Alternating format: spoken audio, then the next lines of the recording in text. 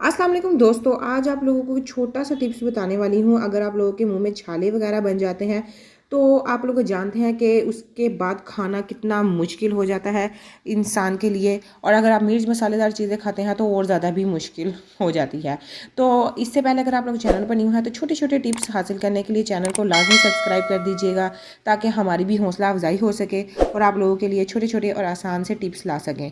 तो टिप्स को लाजमी ट्राई किया करें ताकि आप लोगों को फ़ायदा नज़र आ सके। तो आप लोगों ने सबसे पहले क्या करना है कि मुंह में अगर आप लोगों के छाले बन जाते हैं तो आप लोगों ने सिर्फ अमरूदों के 2 पत्ते ले लेने हैं। जैसे पान को लपेटते हैं वैसे पान की तरह आप लोगों ने लपेट कर अपने मुंह में चबा लेने हैं। खाना नहीं है, आप लोगों ने सिर्फ चबाना है, यानी कि उसका जूस आप लोग पी सकते हैं, अपने पेट में लेके जा सकते हैं।